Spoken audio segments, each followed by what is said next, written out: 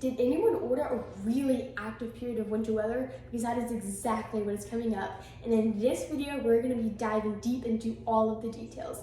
Hello everybody, my name is Adeline Spears. I'm coming to you with another Adeline's Weather Watch forecasting video. And today we're going to be discussing the winter storm in the Great Plains and the Midwest today and what exactly is in store for us as we move into January. Let's not waste any time and let's get talking about the weather.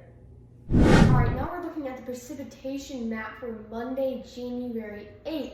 And as you can see, we're having those severe storms here along the Gulf Coast, stretching into eastern Texas. This is the area that the SPC has outlined with a slight risk for severe weather. We're seeing wind, tornado, and hail threats. But let's move on up. Pointing north, we're looking at all this rain and snow, which is associated with that low pressure system that is also bringing that severe weather to the southeast as well. And again, we're also going to be seeing some snow up in the Pacific Northwest, which is really typical for them this time of the season.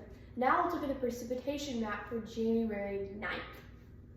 Alright, here's the precipitation map for January 9th, and wow, do we have a lot to talk about. We are seeing still those persistent snow showers in the Great Plains well up into the upper Midwest, spreading into the Great Lakes region. We're also seeing these heavy, at sometimes rain showers all across the East Coast. Basically everywhere east of the Mississippi River is going to be seeing that heavy precipitation. It does kind of cap off the Northeast, but they will be getting in on those rain showers the following days.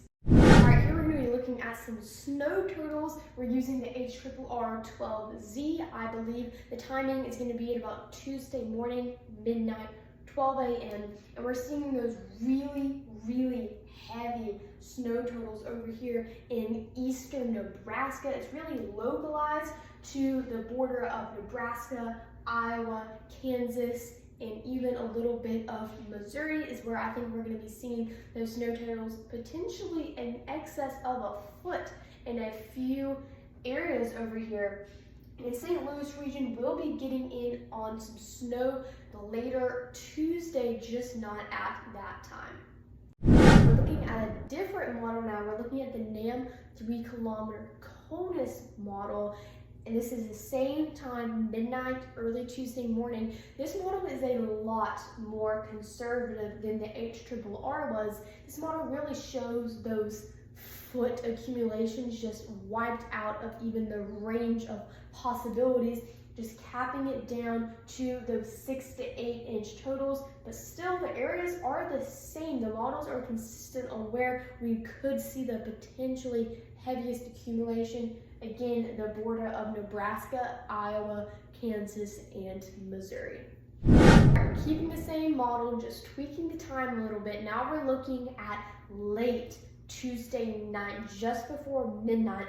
As you can see over there in eastern Nebraska, the bullseye for this winter storm. They're going to be picking up even more snow accumulation potentially, but you can also visibly see how those snow bands have moved through the Midwest. We're seeing 6 to 8 potential totals in a lot of Iowa. We're seeing northern Missouri getting in on those snow totals, and even up here in Illinois, northern Illinois, encroaching on the Chicago metro area, getting snow totals as well. St. Louis metro is where it gets a little bit tricky. You really need to be on the western side of the metro area if you want to pick up more than a trace of snow, because that western side of it is really going to get left out over towards the Illinois border. Alright, last but not least, let's look at the overall winter storm impacts. You could probably tell by now, this is not a blockbuster or headline-making winter storm. This is just something that's going to move through the areas and dump less than 10 inches of snow. Your overall travel risk is going to be put at about a moderate. This is mostly for the Nebraska and Kansas areas, which are going to be seeing the heaviest, most impressive snow totals. We might see some minor blowing snow. But as we move east, we're going to see less and less travel impacts. Your snowfall intensity is again going to be moderate, so is your winter storm intensity.